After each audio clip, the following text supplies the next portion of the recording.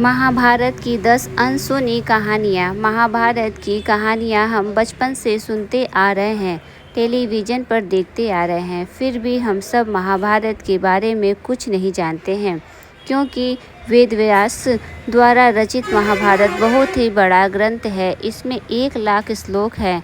आज हम आपको महाभारत की कुछ ऐसी कहानियों के बारे में जानकारी देंगे जो आपने शायद पहले कभी नहीं पढ़ी होगी। तो आइए शुरू करते हैं मामा शकुनी से। हम सब मानते हैं कि शकुनी कौरवों का सबसे बड़ा हितैषी था, जबकि है इसका बिल्कुल विपरीत। शकुनी की कौरवों के विनाश का सबसे बड़ा कारण था। उसने ही कौरवों को वंश समाप्त करने के लिए महाभारत के युद्ध की पृष्ठभूमि तैयार की थी, पर उसने ऐसा क्यों किया? इसका उत्तर जानने के लिए हमें धर्मराष्ट्र और गंधाधारी की विवाह से कथा प्रारंभ करनी पड़ेगी। शकुनी की थी कौरवों के विनाश का कारण। धर्मराष्ट्र का विवाह गांधार देश की गंधारी के साथ हुआ था। गंधारी की कुंडली में दोष होने की वजह से एक साधु के कहे अनुसार उसका विवाह पहले एक बकरे के साथ किया गया था, बाद में उस बकरे की बलि दे दी गई थी। यह बात गंधारी के विवाह के समय छुपाई गई थी। जब धर्मराष्ट्र को इस बात का पता चला तो उसने गांधार नरेश सुबाला और उसके 100 पुत्रों का कारावास में डाल दिया और काफ़ी यातनाएं दी। एक एक करके सुबाला के सभी पुत्र मरने लगे। उन्हें खाने के लिए सिर्फ मुट्ठी भर चावल दिए जाते थे। सुबाला ने अपने सबसे छोटे शकुनी को प्रतिशोध के लिए तैयार किया। सब लोग अपने हिस्से के चावल शकुनी को देते थे ताकि वह जीवित रहकर कौरवों का नाश कर सके। मृत्यु से पहले सुबाला ने धर्मराष्ट्र के शकुनी को छोड़ने की विनती की, जो धर्मराष्ट्र ने मान ली। सुबाला ने शकुनी को अपनी रीढ़ की हड्डी का पासे के कराने के लिए कहा। वहीं पासे कौरव वंश के नाश का कारण बने। शकुनी ने हस्तिनापुर में सबका विश्वास जीता और 100 कौरवों का अभिवाहन बनाया। उसने न केवल दुर्योधन के युधिष्ठिर के खिलाफ भड़काया, बल्कि महाभारत के युद्ध का आधार भी बनाया।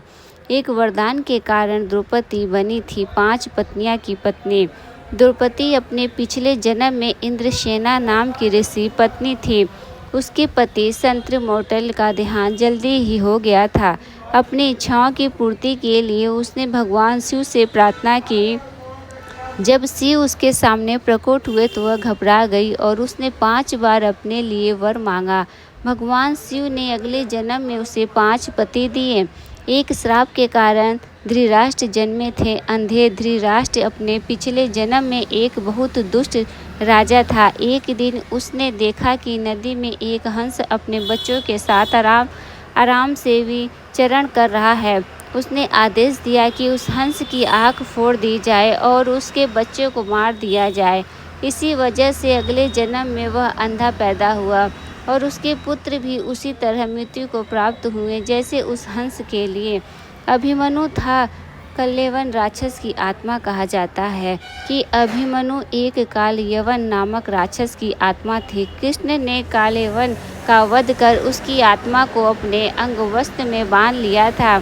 वह उस वस्त्र को अपने साथ द्वारिका ले गया और एक अलमारी में रख कर दिया। सुभद्रा अर्जुन की पत्नी ने गलती से जब अलमारी खोली तो एक ज्योति उसके घर में आ गई और एक बेहोशी हो गई। इसी वजह से अभिमन्यु को चक्रव्यूह भेदने का सिर्फ आधा ही तैयार बताया गया था। एकल्प ही बना था द्रोणाचार्यों की मृत्यु का कारण। एकलव्य देवासुरवा का पुत्र था। वह जंगल में खो गया था और उसके एक निषाद हिरण्यधनु ने बचाया था। एकलव्य रुक्मणी स्वयंवर के समय अपने पिता की जान बचाने हुए मारा गया। उसके इस बलिदान से प्रसन्न होकर श्री कृष्ण ने उस वरदान दिया कि वह अगले जन्म में द्रोणाचार्य से बदला ले पाएगा। अपने अगले जन्म में एकलव्य धृष्टधनु बनने पैदा हुआ और द्रोण की मृत्यु का कारण बना। पांडु की इच्छानुसार पांडवों ने खाया था अपने पिता के मृत शरीर को। पांडु ज्ञानी थे। उनकी अंतिम इच्छा थी कि उनके 5 बेटे उनके मृत शरीर को खाएं ताकि उन्हें जो ज्ञान अर्जित किया है वो उनके पुत्रों में चला जाए। सिर्फ सहदेव ने पिता की इच्छा का पालन करते हुए उनके मस्तिष्क के 3 हिस्से खाए।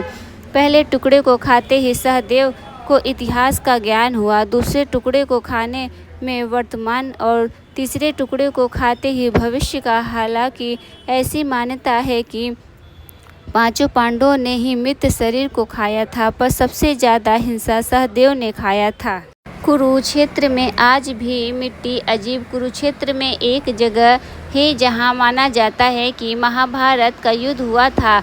उस जगह कुछ 30 किलोमीटर के दायरे में मिट्टी संरचना हुआ बहुत अलग है। वैज्ञानिक समझ नहीं पा रहे हैं कि यह कैसे संभव है, क्योंकि इस तरह की मिट्टी सिर्फ तब हो सकती है अगर उस जगह पे बहुत ज़्यादा तेज गर्मी हो। बहुत से लोगों का मानना है कि लड़ाई की वजह से ही मिट्टी की प्रवृत्ति बदली है।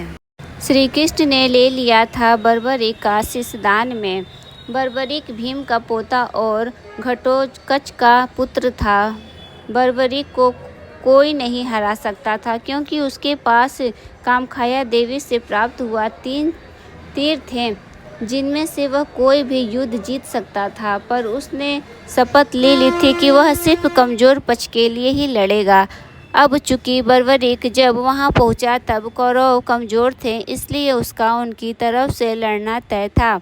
जब यह बात श्री कृष्ण को पता चली तो उन्होंने उसका शीश ही दान में मांग लिया तथा उसे वरदान दिया कि तू कलयुग में मेरे नाम से जाना जाएगा। इसी बर्बरी का मंदिर राजस्थान के सीकर जिले के खाटू श्याम जी में, जहां उनकी बाबा श्याम के नाम से पूजा होती है।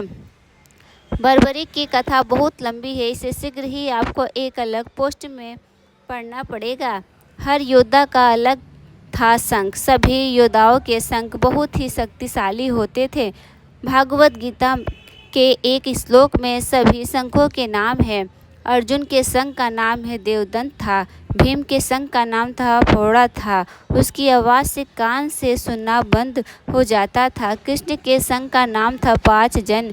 युधिष्ठिर के शंख का नाम था अंत विजेता। सहदेव के शंख का नाम था पुष्पको और नकुल के शंख का नाम था युद्धोशमनी था। एक बार कुछ डाकुओं का पीछा करते हुए अर्जुन गलती से युधिष्ठिर और द्रौपदी के कमरे में दाखिल हो गया। अपनी गलती की सजा के लिए वह 12 साल के वनवास के लिए निकल गया। उस दौरान अर्जुन के 3 विवाह किए। चित्रंगा मणिपुर में वल्लुनागा और सुभद्रा कृष्ण की बहन। इसी नाग कन्या उलूपी से उसे एक पुत्र हुआ जिसका नाम इरावन अजरावन था। महाभारत के युद्ध में जब एक बार एक राजकुमार की स्वच्छित नर बलि की जरूरत पड़ी तो इरावन ने ही अपनी बलि ही दी थी। इरावन की तमिलनाडु में एक देवता के रूप में पूजा होती है तथा हिजड़ों की उनके शादी होती है। ऐसा क्यों होता है?